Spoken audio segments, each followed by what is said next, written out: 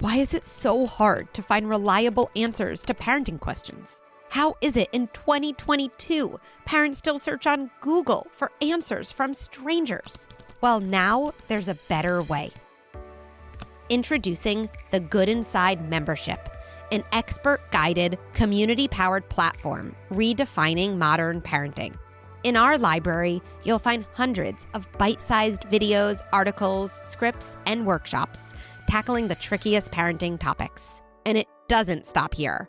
We've created a private community guided by me, Dr. Becky, and coaches trained in the Good Inside parenting method. Here you can ask questions, connect with other parents, or attend a live event on a topic that matters to you.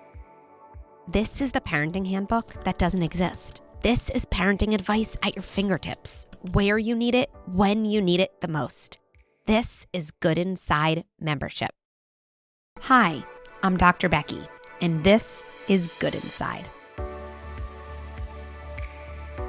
I'm a clinical psychologist and mom of 3 on a mission to rethink the way we raise our children.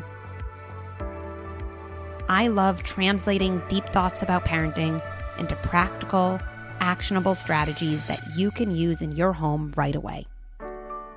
One of my core beliefs is that we are all doing the best we can with the resources we have available to us in that moment.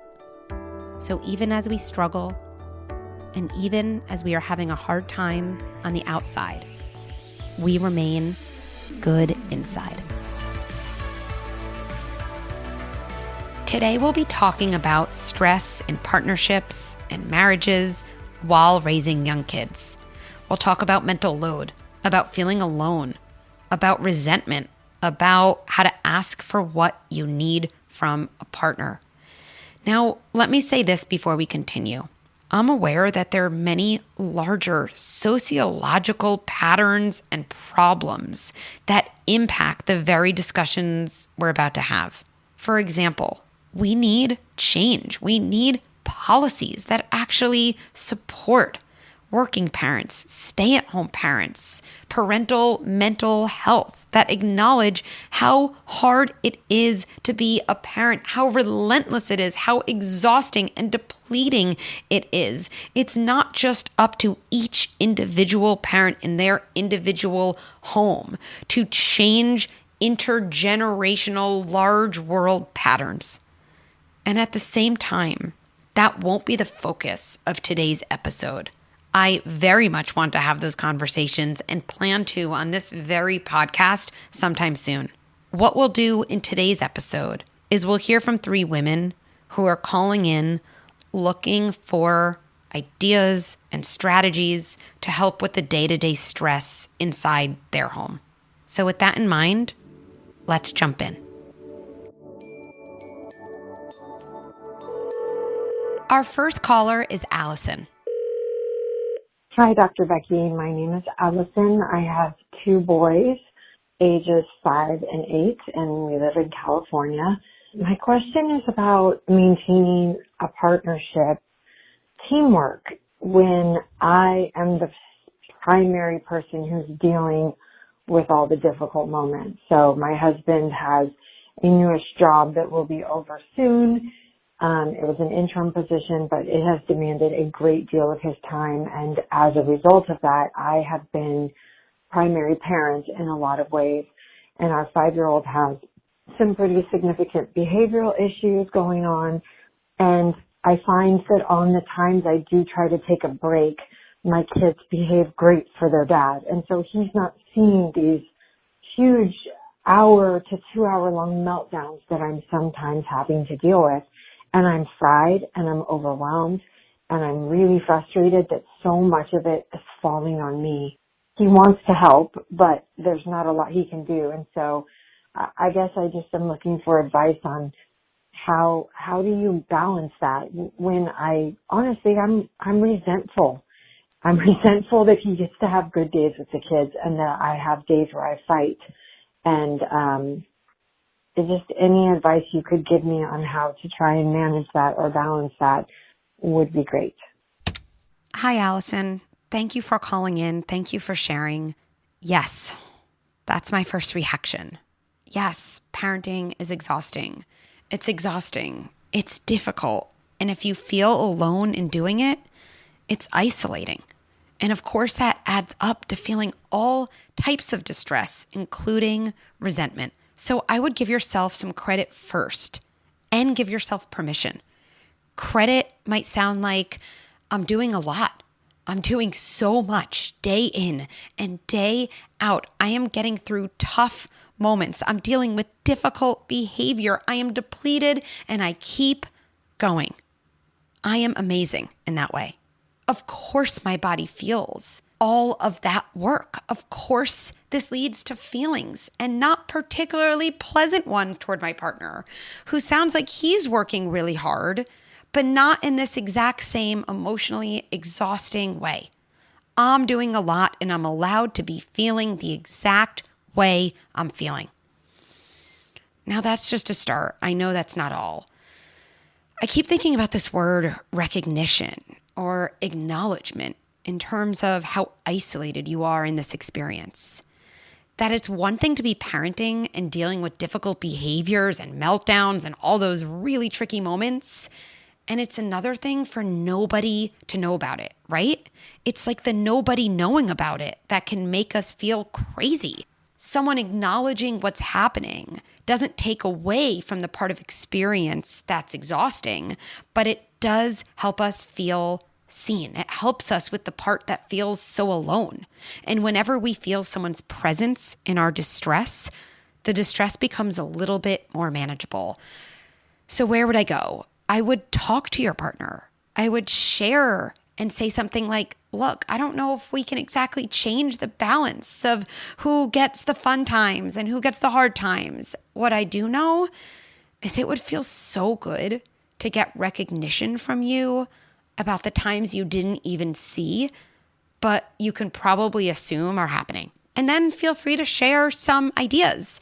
You can ask for a middle of the day phone call where your partner calls and just share something like, wow, I'm sure various points today were really hard. I love you. Or maybe tell your partner to expect a text at some point saying massive tantrum, oh my goodness. And hopefully your partner knows, or you can tell him that it would feel good to get a text back saying, oh, thank you for getting through that. You're an amazing parent. You're doing so much for this family. I love you. When we feel acknowledged, we can find our feet. We feel like we're not just doing all of this invisible work. We can take a deep breath. We feel like things are a little bit more manageable. Another idea, self-care. Now, I'll be honest, Allison, when I hear the word self-care, I often think, who has time for self-care? I mean, I don't think I can go get a massage. I would love to take a vacation, but I don't think that's something I can do right now. I'm really thinking about manageable moments of self-care because the accumulation of manageable moments can lead to a day that's entirely different than not having done those 3 or 4 things. So here's some ideas. Of course, feel free to come up with your own.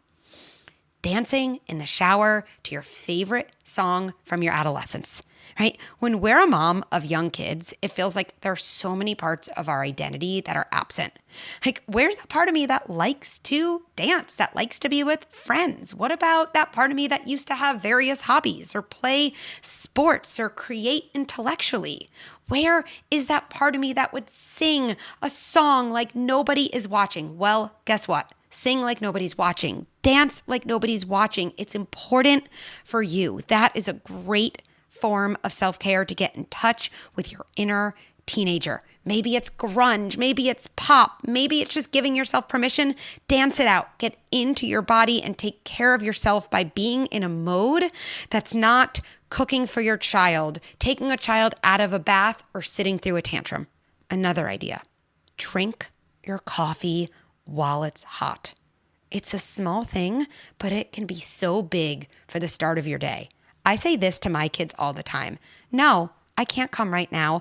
I'm drinking my coffee when it's hot. That's something that's important for me, so you need to wait. Boom. Another thing. Tell yourself, I'm a good parent going through a tough time. I'm a good parent going through a tough time. Or maybe my favorite mantra, This feels hard because it is hard, not because I'm doing something wrong. So many parents tell me that they have this mantra taped up in various parts of their house, so there's a reminder for when they're spiraling. Other parents tell me, and I sometimes do this myself, that they set their alarm every hour on the hour on their phone with a reminder that says, put your feet on the ground and take 5 slow, deep breaths. Again, these are manageable moments of self-care. And if you're with your kids at that time, tell them you're not available. Show them that you need self-care. This is helpful for the whole family system.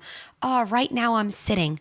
I'm keeping my body still. I'm taking a few deep breaths. That's really important to me. I'll be with you in a few moments. One more idea. Think about how you can take care of your tomorrow self. I love this idea because it can take something that feels like another obligation and turn it into an act of self-care. So at night, I know sometimes I say to myself, oh, I have to set the coffee so it's ready in the morning. If it feels like an obligation, I won't do it. And yet sometimes I say to myself, oh, it's going to feel like such a treat in the morning to just press that button. Oh, tomorrow Becky is going to be so grateful that nighttime Becky took care of her in this way. So think about something you can do where you're really kind of taking care of your tomorrow self.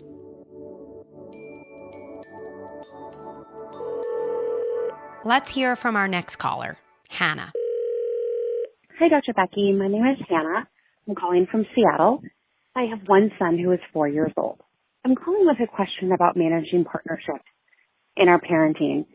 And we have a tricky situation regarding the mental load of parenting. I've read a lot about mental load and how it generally is heavily weighed to one parent versus the other. I'm wondering if you have any strategies about how to cope with that. I find that I struggle with this on a daily basis with my partner. My husband shares in a lot of our parenting styles and a lot of our techniques. The mental load seems to be a missing gap for me. I still feel that I am the one carrying the mental load of parenting in our relationship and in our family. Everything from thinking about what's for dinner to what size clothes is my child currently wearing to did he brush his teeth last night? Did he nap today? What are these different challenges that are going on in this given instance that I'm the one carrying the burden of and necessarily isn't something that I can delegate or ask my partner to help with. This mental load seems to weigh on me heavily and it impacts us a lot in our relationship and in our parenting style. I look forward to hearing from you and any suggestions or tips that you might have. Thanks so much, Dr. Becky. Hi, Hannah. Thank you for raising something that so many of us really struggle with, mental load. This is a good reminder for me. So maybe you can join me right now in placing a hand on your heart and telling yourself, mental load is exhausting. Mental load is invisible and is totally real. I know it's real. My body knows it's real. My body doesn't lie. Give yourself some credit for all the work you've been doing that's not so obvious on the outside. And then to me, there are these larger questions. So what do we do? How do we rebalance the mental load of parenting? Step 1, and I think this is a step so many of us skip. It's really learning about our partner's history and sharing our history in terms of our parents' gender roles. Who did what when we were kids? How we were parented, what each parent did. This is infused into our approach to parenting. And the more we share our history, our partners learn about our expectations. And the more we learn about our partner's history, the more context we have to understand what's happening inside our family system. This doesn't make anything okay or not okay. It just helps us understand the whole picture. So ask some questions. Who did bath? Who bought clothes? Who made sure permission slips for school were signed? Who went to sports? Who made sure kids got help with homework when they needed it? When someone was really upset and having a hard time, which parent took that on? learn stories, learn memories. And this really gives us all a better sense of what each person in the partnership is bringing in as they approach different parts of parenting. Next, we have to talk to our partners about how we feel and what we need. How we feel and what we need. When we don't, our feelings and needs often come out as criticism and anger. And this always provokes defensiveness. And I think everyone here knows this does not lead anyone to a good place. Let me model the difference. Feelings and needs. I feel overwhelmed by all the tasks and all the thoughts and planning about parenting. I need more help. Now, after that, or right around there, we want to assure our partner some version of, I think you're a good person. Why do we want to do this? All of us, when someone presents their needs, we are often prone to shame, to defensiveness when we hear anything that can be perceived as criticism. I know I can operate the same way. So you might follow up by saying, I'm not saying you're a bad person. I'm not saying you're a bad partner. I'm saying that the current division isn't working for me and I want to figure something out together. What we're doing there is we're really staying connected to a partner while we communicate something really important. Communicating feelings and needs directly helps us avoid those feelings and needs coming out in the form of accusations. That might sound like this. You never do anything. You don't even care about the kids. You assume I'll take care of everything in this family. When we don't directly communicate feelings and needs, it's understandable that they come out in that way because they're too much for any person to handle. The only problem is that when we come at someone with criticism, it's likely that partner is going to throw criticism right back to us. And this is not at all effective in actually solving the problem we have. I always think with couples that there's just so many ways that we can say what's true. We want to express something honest and direct, and we want to assume positive intent so we're likely to stay connected and get to a productive solution. Another idea, be specific. When it comes to mental load, if we really want to unload certain tasks, we have to be explicit about what that means. So let's say you're particularly overwhelmed at night. You might say to a partner, look, at night, I think I tend to take on food, bath, the bedtime routine, and getting book bags ready for school the next day. Can we divvy up these tasks so both of us are in charge of some, but not all, and both of us are responsible for thinking about doing them? Now, if you're met with confusion, well, what do you mean? Go further into detail. Well, doing bath doesn't just mean filling up the tub. It also means thinking about what time bath should be so bedtime can happen. Or doing dinner doesn't just mean sitting with our kids while they eat, but it means thinking about the food that we would need to have in the house, thinking about cooking it, thinking about the time it should be served. Now what's happening is we're talking with a partner, we're staying connected, we're decreasing shame, and we're clearly expressing all of the nuances, our feelings, and our needs so they're more likely to get met. Hannah, one more thought.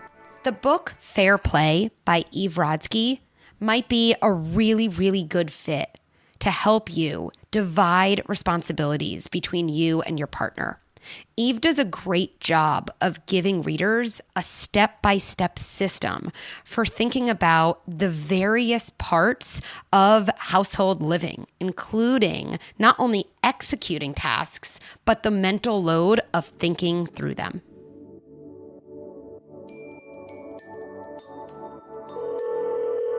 Our final caller is Chris. Hi, Dr. Becky. My name is Chris. I live in New York. I have a almost 3-year-old and a almost 5-month-old. I'm having a tricky time with my husband. I'm, trying to work and work at my parenting and myself, but I feel like my husband's not really on board, and he won't. I can pop his video physically in front of him and he'll watch your video. A couple times he's done it, but he won't follow on his own. Something that will happen often is when my son is fussing or having some kind of an issue, my husband will say, "Stop crying, you're being a crybaby." I tell him, please don't tell me this is being crybaby. And maybe the way that I go at it isn't so good, but how do I help him?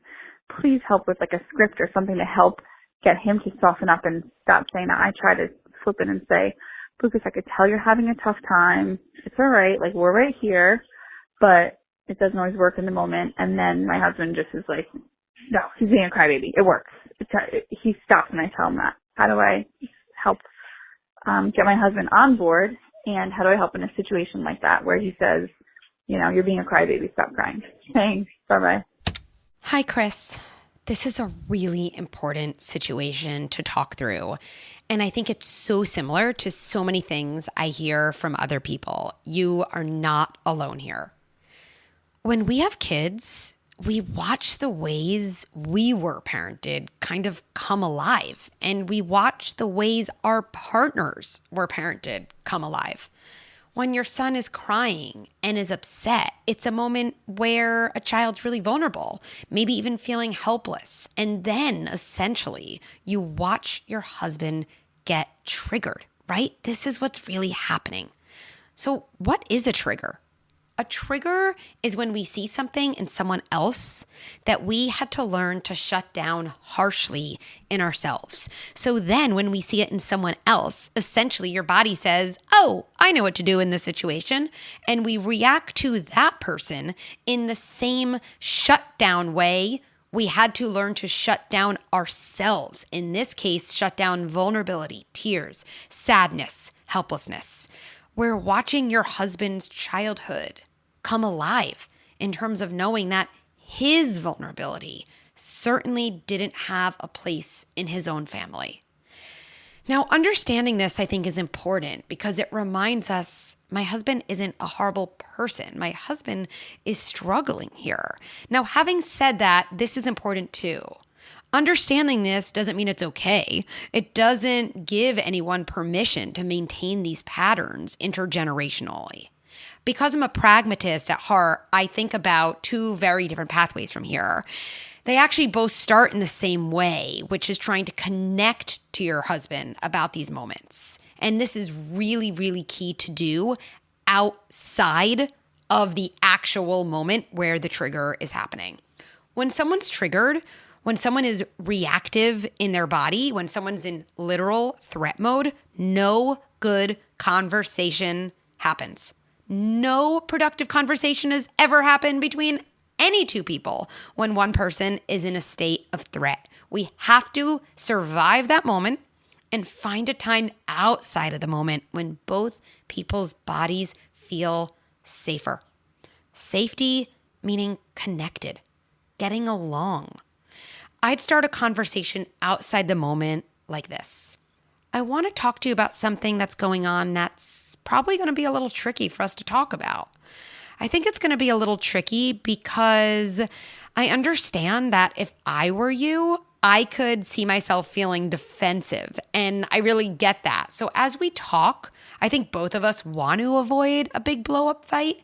So maybe just let me know at any point if this conversation doesn't feel good to you, and then we'll pause and continue it later. Okay, Chris. So if you notice, I didn't even say the thing that the conversation is about, right? This is kind of some big preamble. And I think people hear this. And I remember, in fact, a couple in my own practice saying to me, wait, you really want us to talk that way to each other? What about the thing we actually want to say? Yes, I actually want you to talk that way together. Because if you don't, then when you talk about the actual content, which in this case, Chris, is this crybaby label, the only thing that's going to happen in your bodies is an explosion because no one is primed to pay attention to how the conversation is making them feel, which means those feelings will just act themselves out. Is it awkward to start talking this way? If this is new, then yeah, it's going to feel really, really awkward to have this long introduction. And at the same time, awkwardness is a sign you're doing something new. New is a sign of change, and that's a really good thing here. Okay, so after that long preamble, I'd say something like this. I know when our son cries, we have really different experiences of that moment and different ways we want to respond. What's interesting is I feel like we have the same goals for our kids. We want them to kind of be good kids. We want them to feel good about themselves. And yet we go about that moment really differently. Now, here's where I would explain kind of options. I would say, I feel like we have two options here. One is that you feel kind of compelled to think, I wonder what this crying is about and why it makes me upset. I wonder if there's something about seeing his crying that makes me shut down. I wonder if that's interesting, and maybe I want to look into that. That might help me in parenting and also might just help me in general. The alternative is that if that's not so compelling, if you're thinking, yeah, I don't really think it's that big of a deal, I'm not that curious about why I shut down, then I'm just going to ask you to let me take over those moments and for you seriously to just walk away, take a break. I personally feel good about my ability to handle those moments and help them through them.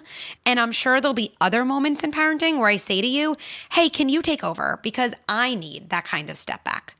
You don't have to let me know which route you want to take, and we don't have to be tied to either one forever, but that's kind of how I'm seeing it now. Why don't you think about it? Let me know what feels best to you. Okay, now, Chris, I'm completely aware that this conversation with your partner will not go as smoothly as I just modeled talking to nobody just to air on my own. So what I would say is pay attention to what you started with, to that idea of a check-in. I tell couples often to pause while you're talking about content and say, hey, 1 second, is this conversation still feeling okay? Or maybe even say, remember, we both want the same things for our kids. Let's come back to that. I know we're both trying our best. Again, we're affirming a similarity. We're affirming positive intent. We're affirming joint goodness. This is to lower the likelihood of defensiveness so both people feel safe. And actually, the safer we feel in a conversation, the more connected we feel to someone else, the more we feel that person is looking at us like a good person, the more likely we are to be able to incorporate a new idea and consider change. Alternatively, if you notice, wow, this is getting heated, that's a good time to say, hey, let's take a break. I think we both see the pathway this is going down, and I don't think either of us want to get all the way there. Let's pick this up on another day.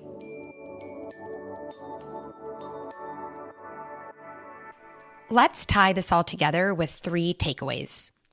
1, talk to your partner outside of a heated moment. When a situation escalates, it's likely that you and your partner are in fight or flight mode.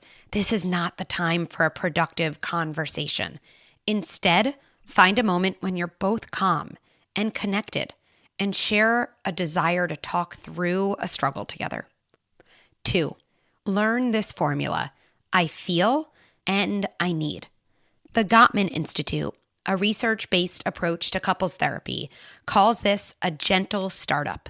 Notice if you tend to approach your partner with criticism and try to replace accusations about your partner with statements about what you feel and what you need in a situation.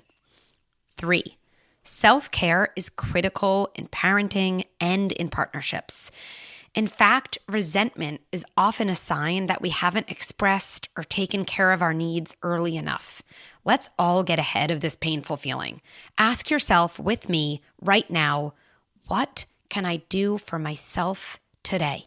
You can think small, maybe lighting a scented candle, or something a little bigger, like planning to sleep in on the weekend and asking your partner to get up with the kids. One trick with self-care is to remember that it's okay for other people to feel inconvenienced when you are getting your needs met. We don't need others' approval. We only need their cooperation. Thanks for listening to Good Inside. If this episode resonated with you, check out my couples communication workshop, where I teach and model so many more strategies to strengthen your partnership while raising young kids. You can find this workshop and many others at learning.goodinside.com. At goodinside.com, you can sign up for workshops and subscribe to Good Insider, My weekly email with scripts and strategies delivered right to your inbox. And for more ideas and tips, check out my Instagram, Dr. Becky at Good Inside.